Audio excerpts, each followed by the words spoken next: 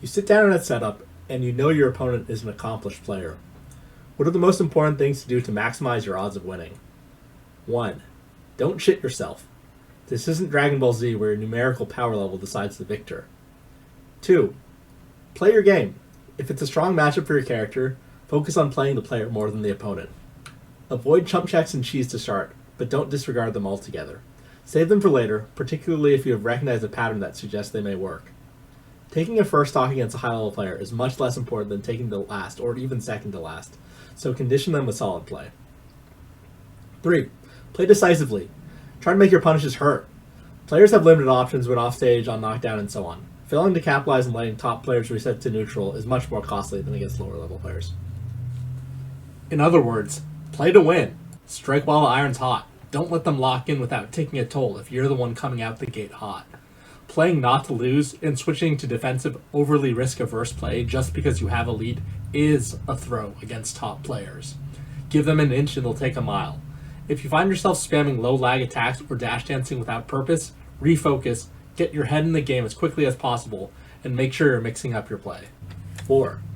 If you make an error, especially a bad one, don't let it turn into 2 errors. Failure to roll with the punches is how you fall really far behind. If you let 2 errors turn into 3, well, you're probably cooked, at least for the game.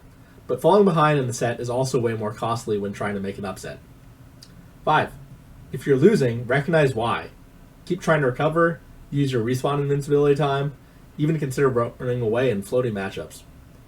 If you lost and you still don't understand why, consider picking a larger stage. Larger stages can make the interactions more clear and give you more time to think. Basically, you can avoid scrappy situations that might induce panic, and you can avoid situations that are getting yourself baited, even if you don't know that that's why you're losing. 6. If you lost and you're thinking about how you might be able to win, the most likely situation is that you just need to tighten your game. Don't lose your decisiveness to fear. Quite often, it's better to do something bad decisively than to flounder indecisively trying to find the quote-unquote right option. Trying to cook something up and pivot out of your comfort zone is less likely to work than doubling down on your strengths. 7. Make sure you aren't making decisions because of antsiness. Make them have to work for their kills. Cool, calm, collected play from disadvantage is how you avoid letting leads slip through your fingers. 8. Avoid throwing curveball gambits out of desperation. Desperation does not win sets. Even if your regular game plan isn't working, the odds that you can just mix it up with something that you're not comfortable doing and win is just so unlikely. If you feel the need to do this, your opponent is probably gaining momentum already, and they'll be primed to capitalize on your desperation. This is how your opponent seizes what's left of your momentum. 9. If you have followed all these rules up to this point, you probably have had enough time to see a few situations you can leverage to your advantage. Even great players have patterns and exploitable habits. See if you can recreate some of these situations. 10.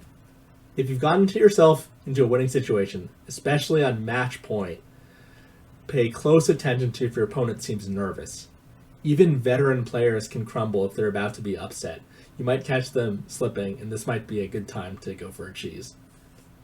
Consider calling out a relatively safe option, like sweet spot to ledge or run up shield out of corner, if you've let them get away with it hitherto.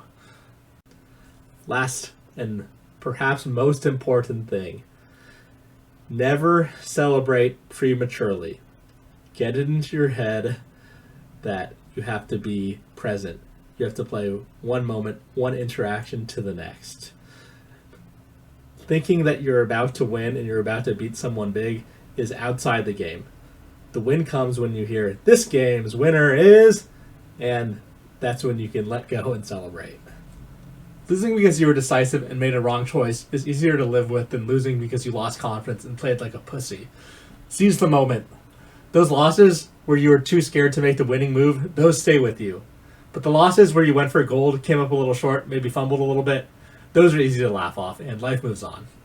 Besides, fear of failure can easily become a self-fulfilling prophecy in competitive melee, where if you're too risk-averse, if you're trying too hard to avoid failure, that'll be exactly what you manifest. Alright friends, That'll do it for this video. Hope you found some of these tips resonated with you. I'll be back with more of those teams videos, as well as one about how to fight against ice climbers.